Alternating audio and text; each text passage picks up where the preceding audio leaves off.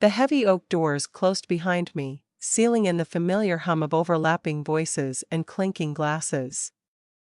I stepped into the banquet hall without looking around. I did not need to. The geography of my family was already mapped in my bones. I knew exactly where my place would be. Near the far wall, beside the potted fern, slightly angled away from the main table where the golden children held court. I kept my posture straight, though every nerve in my shoulders wanted to curl inward. I had practiced that stillness for years. The first whisper reached me before anyone had even finished unpacking their coats. It was barely audible over the jazz playing through the ceiling speakers. But I heard it the way I always heard these things. Sharp. Precise. Aimed at me. My cousin laughed, a bright, careless sound that cut through the ambient noise. I felt the old reflex kick in immediately. The conditioned shrink. I lowered my eyes, adjusted my sleeve, prepared to make myself smaller, quieter, easier to ignore. It was a muscle memory built over decades of quiet corrections and backhanded compliments. I was ready to perform the same familiar disappearance. Then someone stepped into my periphery. A woman I had never seen before. She wore a simple charcoal dress and carried no trace of my family's performative warmth. She did not smile. She did not offer a greeting. She simply looked at me with a quiet, unbothered clarity that felt entirely unfamiliar. "You carry yourself like someone who finally stopped asking for permission," she said. Her voice was low, steady, completely unscripted. The sentence landed without weight, yet it shifted the entire room. I did not flinch. I did not perform gratitude or defensiveness. I simply let the words sit in the space between us, heavy with everything my family had spent years trying to erase. They called it honesty. I was beginning to recognize it as projection. For 20 years, I had mistaken their criticism for truth. I had treated their labels like architecture, building my entire life around the blueprints they handed me. But I had spent months dismantling those walls. Not with anger. With paperwork, with therapy, with quiet mornings spent looking in the mirror and refusing to look away. The stranger nodded once, then turned back toward the center of the room, leaving me standing in the exact same spot, but feeling entirely different. The whisper had tried to pull me back into the corner. It failed. I had already moved the furniture. I just had not told them yet. The room waited for a reaction. I simply breathed. It was enough. That whisper did not startle me. It simply confirmed what a lifetime of quiet corrections had already taught me. Long before the reunion hall, long before the borrowed phrases and carefully arranged tables, the label existed.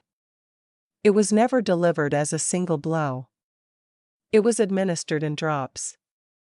Every family gathering operated like a quiet audit of my face. The rituals followed a predictable script. The hallway mirror became the first checkpoint. I learned to glance through it quickly, avoiding the reflection that seemed to absorb every unspoken criticism waiting in the room. If I lingered too long, someone would pass by with a sigh or a distracted remark about how tired I looked, or how I should really try smiling more. It never felt like care. It felt like inventory. Then came the seating arrangements. I was never placed near the head of the table. I was never photographed in the center. I was always the edge, the background, the quiet fixture that made the rest of the frame look better. The family album became a museum of my erasure. I would spend hours tracing the edges of those glossy pages, searching for a moment where I was not cropped, not blurred, not standing slightly behind someone else's shoulder. My face was there, but it was always secondary.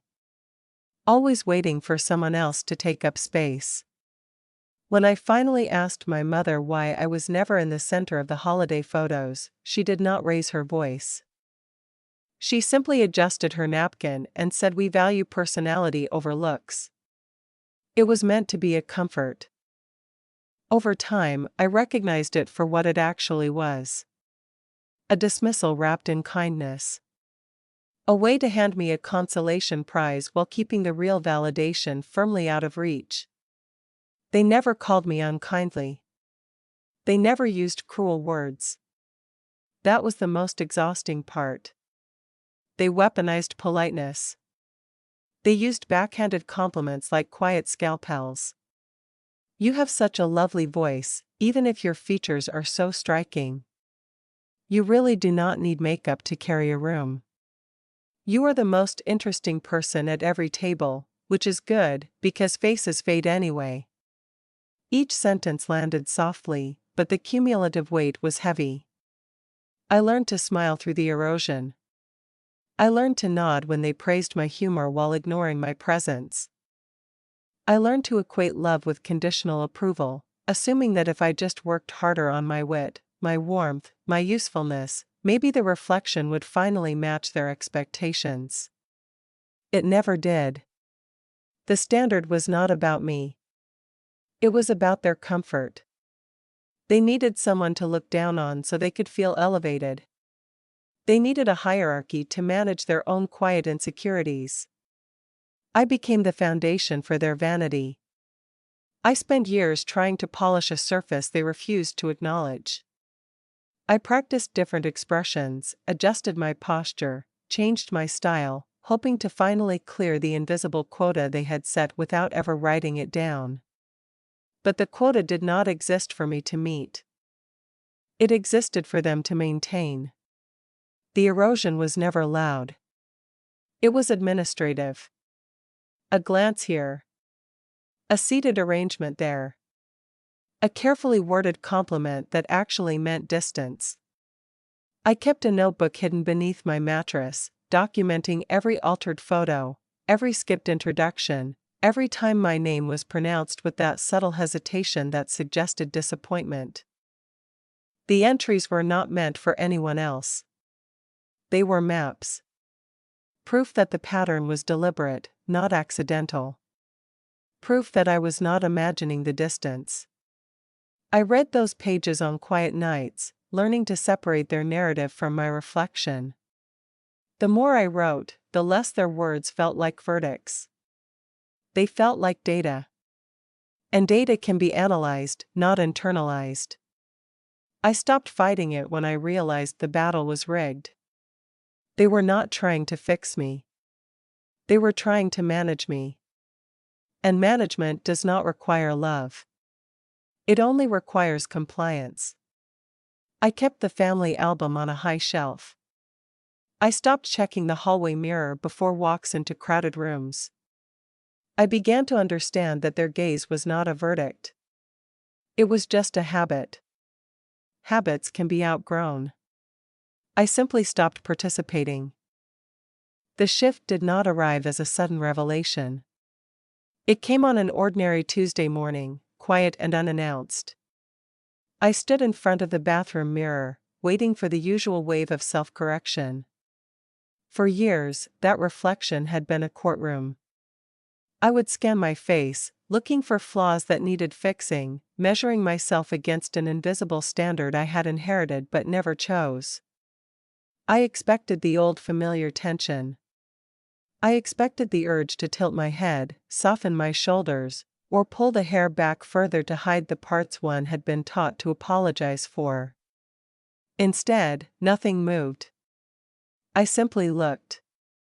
I watched the steam fade from the glass and saw a woman staring back. Not a problem to be solved. Not a project to be managed. Just a face that had carried me through 20 years of quiet erasure. The label they had handed me stopped functioning as a verdict and started registering as what it actually was. Data. Their data. I thought about the holidays where I was cropped from photographs. I thought about the seating charts that always placed me on the periphery. I thought about the carefully measured compliments that praised my humor while dismissing my presence. I had spent so long believing those choices were reflections of my worth. I finally understood they were reflections of their architecture. Families build hierarchies to stabilize themselves. They elevate some members so others can feel secure. They diminish others so the structure does not collapse under its own weight. I was never the flaw in their system. I was the foundation they leaned on to feel taller. The realization did not bring panic. It brought a slow, quiet settling, like dust finding its place after a long wind. I leaned against the sink and let the truth sit in my chest. They were not judging me. They were protecting themselves. Their discomfort with my existence was never about my face. It was entirely about their fear. If I was allowed to take up space without apology, it meant they could no longer control the narrative. It meant their hierarchy required maintenance. I had mistaken their management for morality. I had confused their need for order with my own inadequacy. The mirror did not change. I simply stopped looking through their eyes. I washed my face. The morning stayed calm. I dressed in clothes that fit my body exactly as it was, not as they had demanded it to be. I wrote one sentence. I am not a reflection of their comfort. I am a person. The words felt foreign at first, then inevitable. I had been carrying a weight that was never mine to hold. I set it down. The label lost its power. It was never about me. It was entirely about their need to manage me. And management ends when the managed steps away. I left the bathroom without checking the glass. I did not need to. I knew who walked. Healing did not arrive as a sudden breakthrough. It arrived as a series of quiet decisions made in empty rooms. I began with therapy, not to fix myself, but to untangle the voices I had mistaken for my own. My therapist did not offer quick fixes. She offered space. She did not ask me to pretend. She asked me to begin. She asked me to sit with the discomfort instead of running from it. I learned to separate their hierarchy from my humanity. They needed ranks to feel secure. I only needed neutrality to feel safe.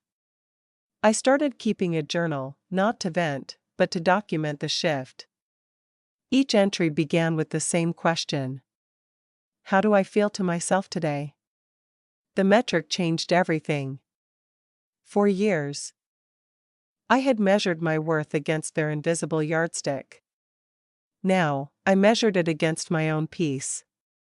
I changed my routines deliberately. I stopped rearranging my posture before entering crowded rooms. I stopped editing my photos until they matched a version of me that never existed.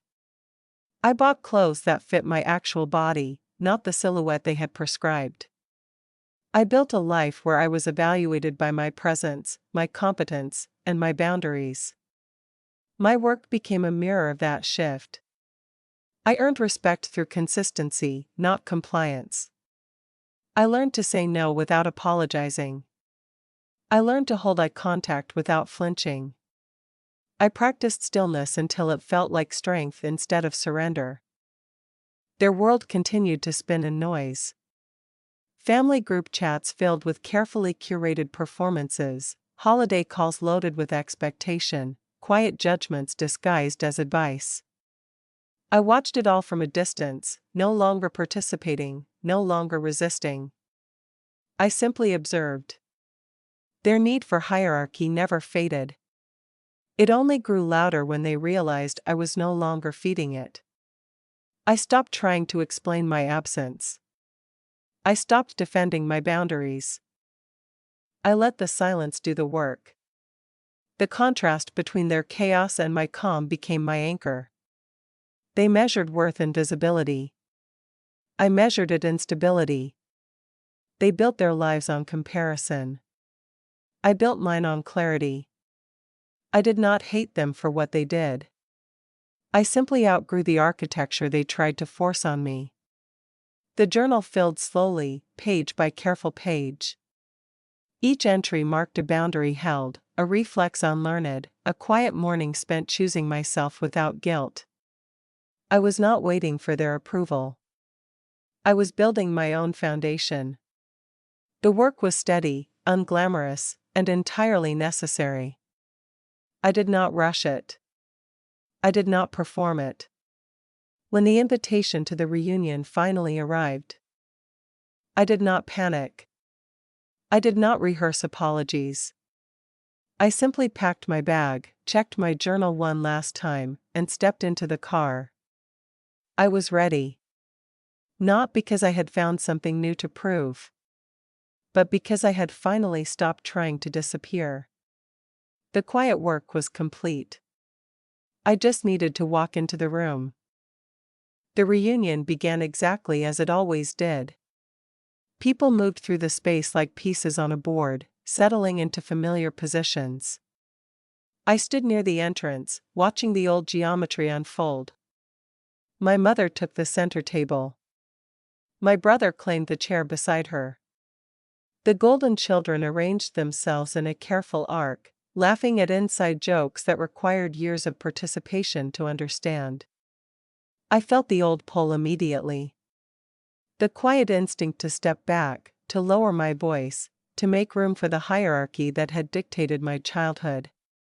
My shoulders tightened. My breath shallowed. The conditioned reflex was still there, dormant but waiting. I recognized it for what it was. Muscle memory. Not truth. I forced myself to stand still. I let the whispers drift over me instead of absorbing them. Someone mentioned my absence. Someone else offered a carefully measured comment about how I had changed.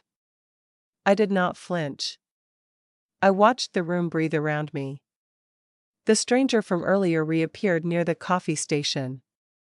She carried a glass of water, her posture relaxed, unconcerned with the invisible lines everyone else was stepping over. She looked my way again. This time, she did not offer a phrase designed to disarm.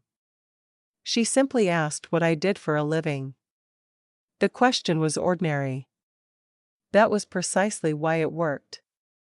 It bypassed the family script entirely. There was no evaluation in her tone. No hidden metric. Just a simple request for information. I answered quietly.